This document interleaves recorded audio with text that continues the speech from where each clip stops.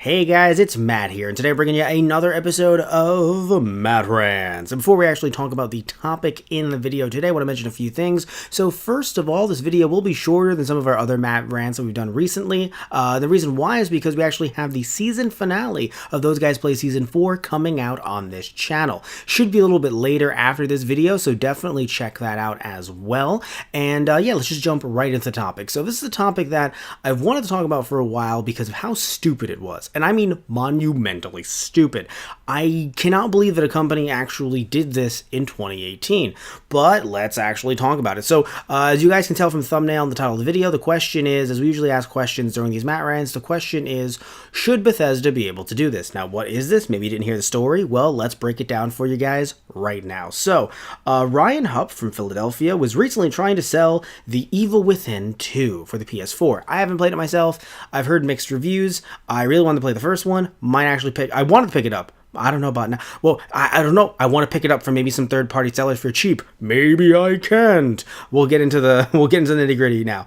So he was trying to sell this on Amazon. He listed it as brand new. The reason why I listed it as brand new is because, according to him, and you know, the listing has been taken down, so I don't know. I haven't seen any pictures of it or anything like that, or if he posted pictures. So perhaps he had a picture of it posted in shrink wrap because he claimed that it was still in the original shrink wrap. So this thing truly is brand new, unopened, sealed. So that's what this was, according to him. However, Bethesda sent him a cease and desist letter. And it is a cease and desist letter, which cease and desist letters are usually sent out for, because if you're wondering what is a cease and desist, maybe you've never heard of that before, or you've heard of it, but you never really have seen it, have seen like how they usually work. Usually they're sent out when people are pirating things.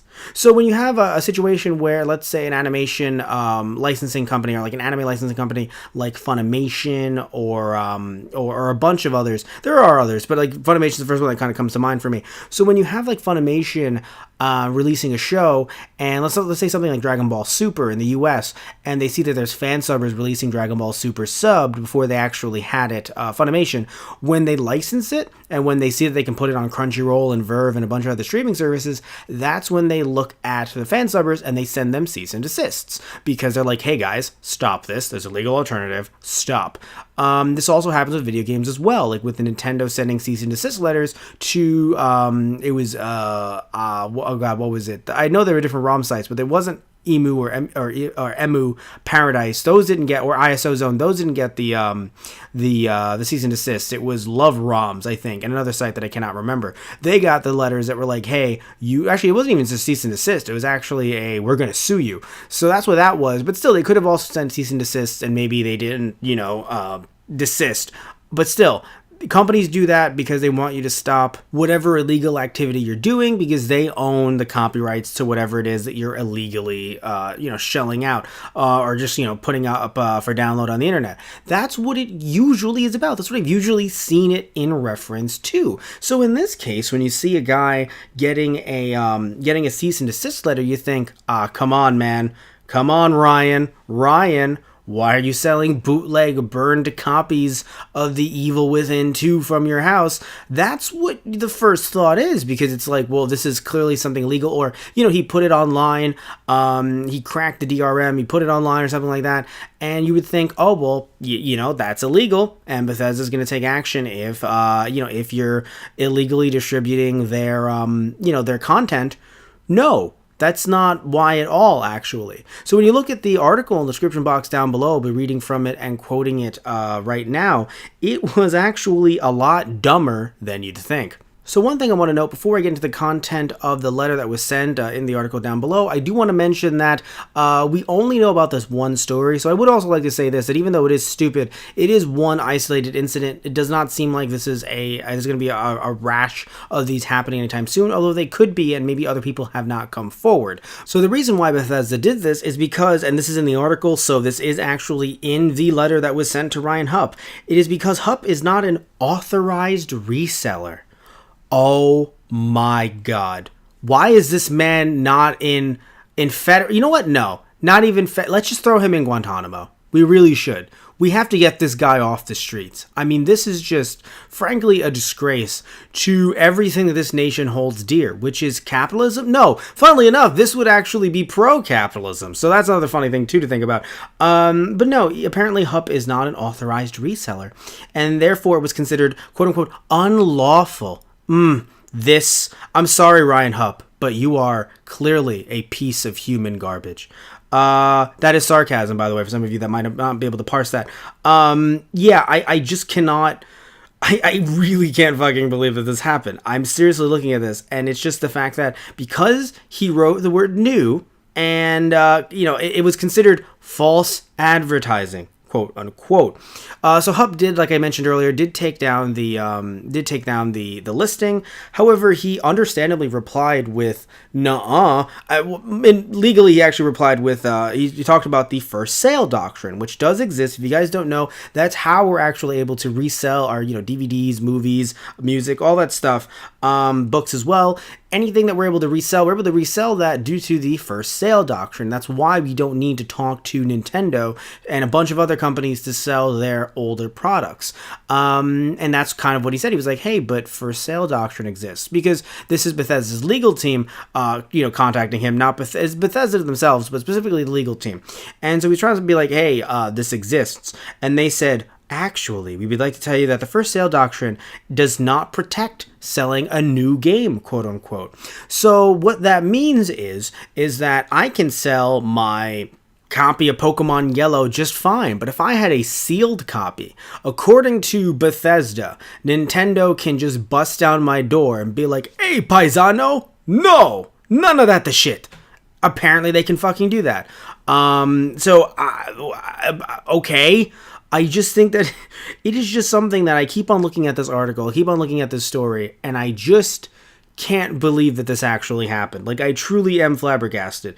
And the reason why, again, it still goes on, by the way. It's not like they stopped. They're still trying to explain their way out of this hole that they're digging themselves into. And if you're wondering, what does the grave say in front of the hole that they're digging? It says, here lies Bethesda and all of their goodwill. So why am I saying that? Again, as they go on, they say that the lack of a warranty, because yes, the issue is that this being considered new, with new games, you're given a warranty, which, what?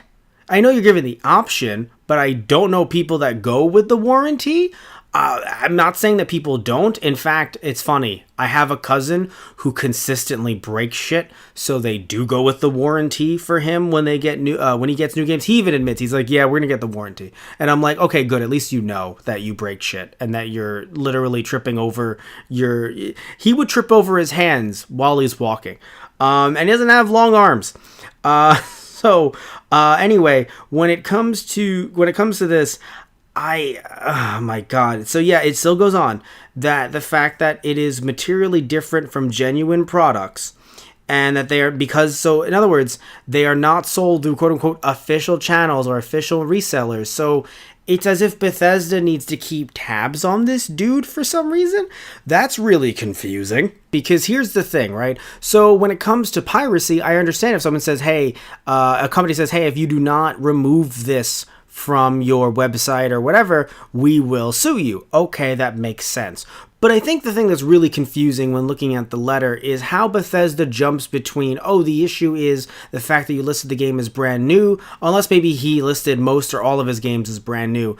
And also the letter says, unless you remove all Bethesda products from your storefront, stop selling any and all Bethesda products immediately, and identify all sources of Bethesda products you are selling, we intend to file a lawsuit against you. That confuses me, because I thought, like, you started off saying it's only about brand new games that are being listed as brand new and shrink wrapped, and now it's about all Bethesda. I assume in context they're referring to all quote unquote brand new games.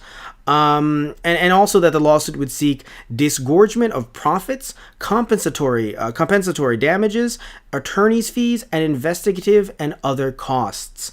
Again, this, like, if this was the Bethesda legal team trying out for like doing their stand-up routine, I would love it so much. It's such an interesting character to go with, and I think it would kill on stage because this is fucking hilarious. It's not hilarious for Ryan Hupp, so of course not, but like it is just something that is so funny for them to actually sit there and say this. And then Polygon, this is of course where the article, where I got the article from, they talked to Bethesda and they probably also asked, what the fuck, or something similar, maybe something more professional.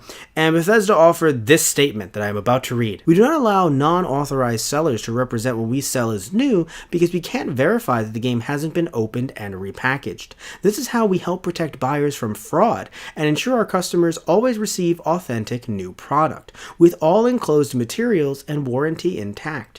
In this case, if the game had been listed as pre-owned, this would not have been an issue. This is only an issue because Bethesda is making this an issue. I don't know if you ever bought something sealed, you ever bought something new, but here's the thing, right? I brought up that Pokemon Yellow reference before, and I brought it up for a very good reason. So, I don't know if you guys know this. I don't know too much about sealed game collecting, but I know about the H-seam.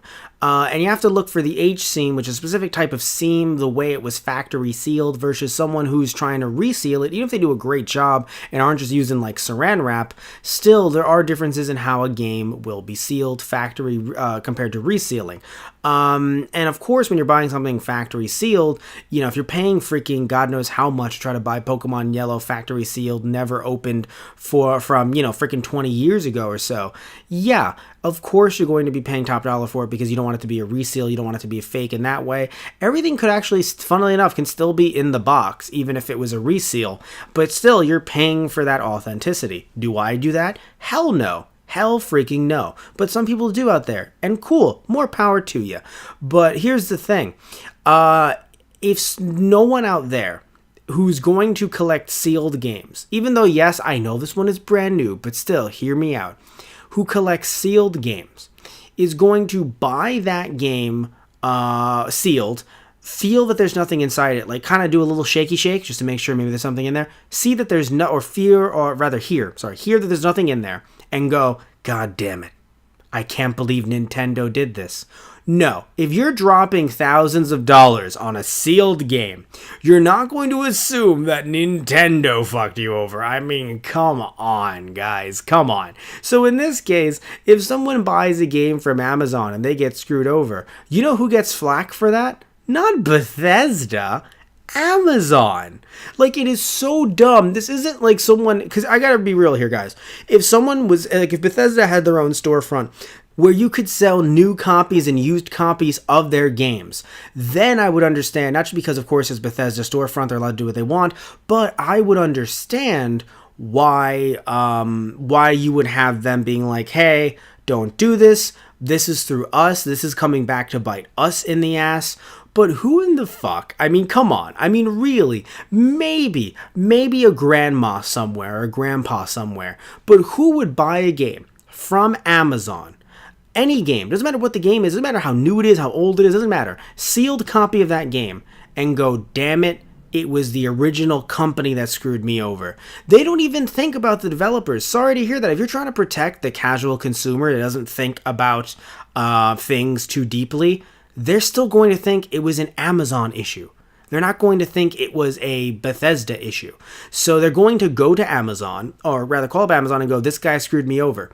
And then Amazon would have to deal with that with the seller. In this case, if it was Ryan Hupp who was trying to screw people over, they would have to deal with Ryan Hupp. This is an Amazon Ryan Hupp issue. This is not a Bethesda issue. This is a complete overreach, and that's why it's so funny, because it's just, yes, I know it's a brand new game, so it's not a 20-year-old game, but still, if Nintendo was doing this, Pokemon Let's Go Pikachu, Let's Go Eevee, I'd be like, guys, no, like, what the fuck are you doing?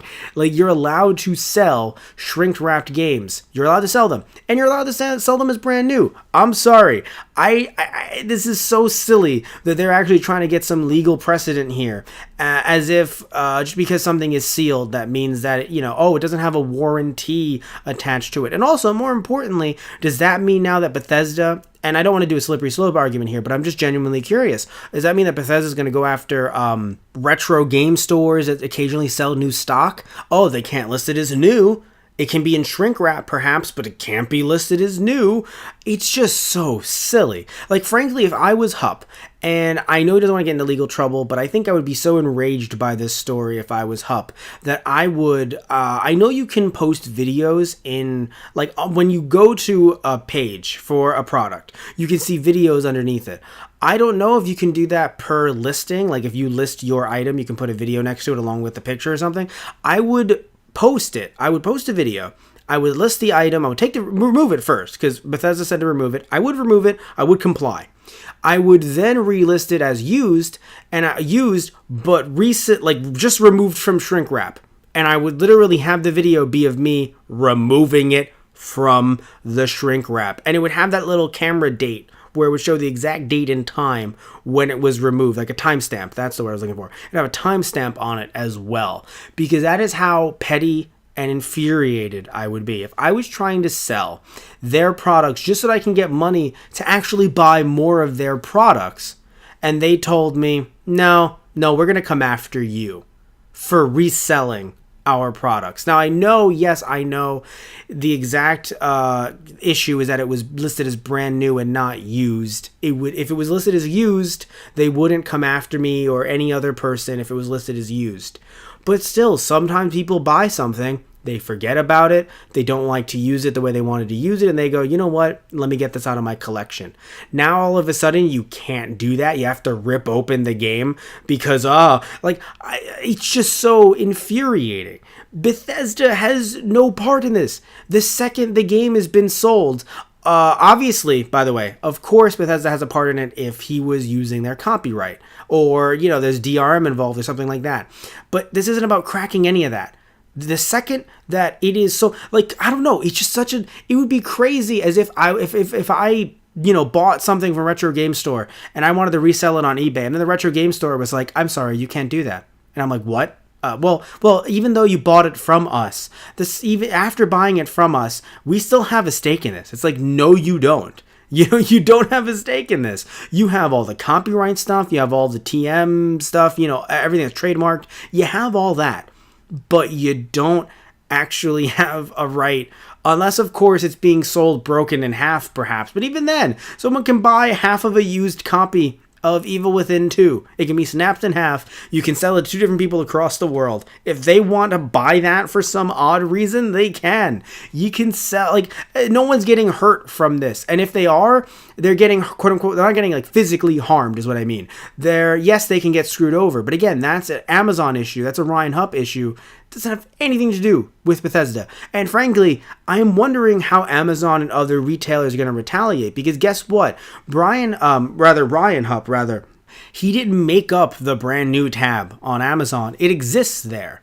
So what does this mean if it starts getting into Amazon's, finances, if it starts, burning a hole, or rather removing money from their wallet? What are they going to do? Or is Amazon going to sit back and be happy with this? No. You can have a situation where now all of a sudden you've harmed an online retailer, or rather you've hurt an online retailer, and now the online retailer goes, why the fuck do we want to even host your products? Go away.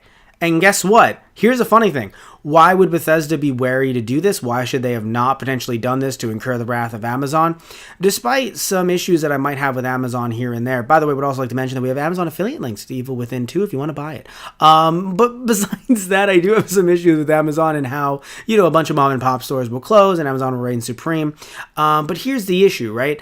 The issue is that even with, some of the mom and pop stores in other cases, when it comes to major corporations, Toys R Us recently closed, right? GameStop is closing some locations. They've also gotten rid of their, they've changed up their rewards program. So has eBay.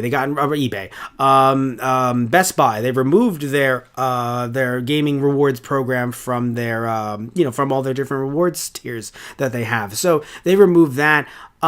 When you look at basically how brick and mortar retail stores are selling games, when you look at how that's slowly decreasing, slowly, you're going to want to have Amazon on your side. But what Bethesda just said was, no, we'll take the risk. We'll be good. What's Amazon going to do? Get pissed at us? As if there's never been a brick and mortar store due to a company infuriating them or pissing them off, decided we don't want to host any of your products. So if Amazon said, you know what? We don't like what you're doing. We don't like what you're doing to our customers. But even though it really would be to Amazon's wallet, but they would say they would have the customer's excuse in front of them. Because of what you're doing to our customers, we do not want you to be selling stuff on our website. And guess what? That makes Amazon look good and Bethesda look terrible. Now, here's the thing, by the way. If Bethesda wanted to tackle Amazon for this more directly, even though, yes, it would still go against what I just said, at least it would make more sense, because the issue here is that if it's Bethesda versus Amazon, Amazon wins every single time, and Amazon could try to go for a pro-consumer spin, and it would work. Here, if Bethesda went after Amazon and not the consumer, then it would still make Bethesda look like the good guys, sort of. But in this case, it's a lose-lose situation, because they look anti-consumer, because they literally threatened a dude trying to sell a video game on the internet, and then Amazon can retaliate and hit them where it hurts, in their wallet, because it seems like they've tried to come after Amazon's wallet. So really, I don't think this was a good move whatsoever. I think trying to go company to company might be better. Yeah, you could say that it would still come off as anti-consumer, but again, it's against an Amazon thing like, hey, can you make sure that someone is an authorized reseller before listing it as brand new? That's all we're asking. Then Amazon could comply or not comply. But actually go after the person and then make the person feel scared and then feel like they don't want to list their stuff on Amazon. And then Amazon goes, you didn't even talk to us about this. Are you really going to attack our users right now? It's such a bad PR move, and it just does not seem like the best calculated decision.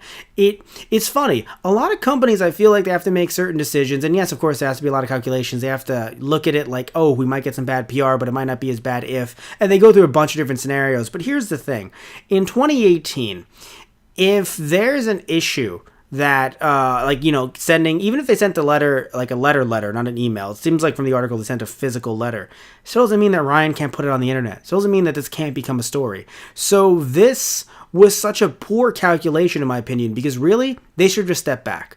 Or here's what they should have done. They should have said, we've gotten a lot of people telling us that they've been really upset at getting screwed over by people selling these games online. If they had if they had like some kind of, a bunch of examples to work off of, I'd go, wow, you know what? I didn't realize it was such a big problem. Look at the stats. The stats say this is actually a huge problem. Granted, yes, it would be stats made and released by Bethesda, so you could argue there's a little bit of bias there, but still, be like, wow, the stats say that this is an issue, so it might actually be an issue. But in this case, it feels like Bethesda is trying to get ahead of a problem that will never actually exist in the market. And the reason why I mentioned the market is because here's a little bit of business advice. Or like, if any of you guys listening into Matt Rants, please get your notepads ready. This is business advice from Matt. When it comes to products, and I would argue this is kind of like a product, hear me out. When it comes to products being sold in a market, you have to look at if there is a problem in the market and if your product will solve that problem. So in this case, Bethesda has to look at what they're doing and think, well, is there a problem in the market and are we here trying to solve it?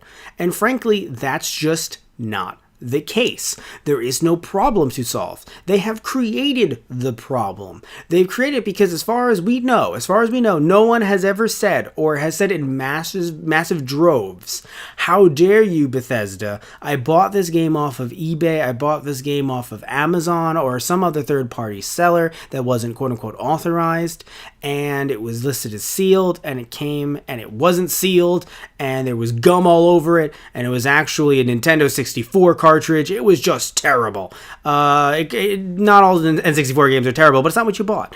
No, that wasn't the case at all. Right? As far as we know, that hasn't been the case at all. So there was no problem that needed to be solved.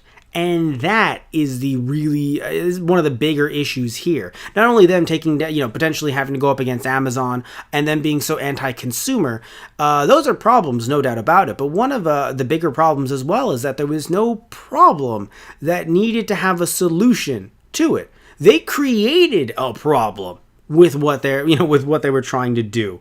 And before we wrap this thing up, I do want to mention the last few things that Hupp had to say about this. Actually, I also want to mention something from Bethesda as well, just, trying to give you everything they mentioned, because here's how they replied to the first sale doctrine thing. So they said, Under what is known as the first sale doctrine, once a trademark owner, quote-unquote, the company, sells a product, the buyer ordinarily can resell the product without infringing the owner's mark. However, the first sale doctrine does not apply when a reseller sells a trademarked good that is materially different from the company's genuine goods. Case law has established a few important principles relating to material differences. This includes that 1. The threshold of materiality is considered low, 2. Only a single material difference is necessary to give rise to a trademark infringement claim, and 3. Material differences do not have to be, quote-unquote, physical differences. So what they're trying to say here is that because it is, quote-unquote, it is arguably exactly like how the product would have been sold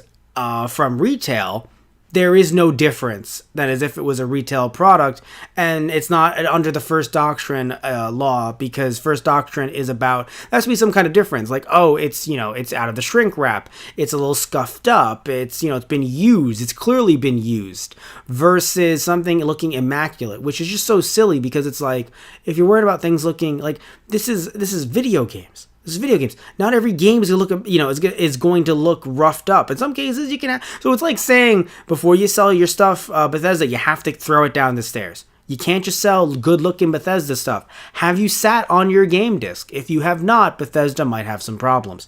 And also, let's see here. Oh, yes, and looking at what Ryan said to wrap this up, I understand the legal arguments Bethesda are relying on and accept that they have some legitimate interest in determining how their products are sold at retail. But threatening individual customers with lawsuits for selling games they own is a massive overreach. Thank you, Ryan. Ryan and I, we can totally just get some drinks together. Ryan and I are totally cool. He gets me. I get Ryan. Totally. At least in this case. I don't know the guy elsewhere. But I totally get Ryan. It is an overreach. I probably read this article a while ago and forgot that he said it. But still, either way, though, yeah, it's an overreach. I mean, it is frankly disturbing that they think, and yeah, I'm going to use the word disturbing, everybody. I'm not usually one to go, that nuts when it comes to situations like this, but yeah, it's disturbing that they would actually sit back and go, no, here's what we're going to sue you. We're going to sue you for a lot of money for selling a $60 game, what I imagine was a $60 game on the internet. Really? Really? And I know the intricacies, but really? So should Bethesda be allowed to do this? I think you know the answer already. I say firm, hard no.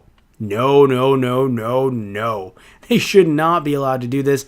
And I'm just not, I still just can't believe this is a story. I still, after this entire Matt Rants, still can't believe it's a story. But either way, thank you all so much for listening in. Please remember to like and subscribe if you liked the video. If you didn't like the video, you can still like and subscribe either way. And tell me what you think in the comments down below. Maybe you disagree with me 100%. Maybe you do, and that's okay if you do. I actually would love to talk to you if you do. I want to see what you have to say.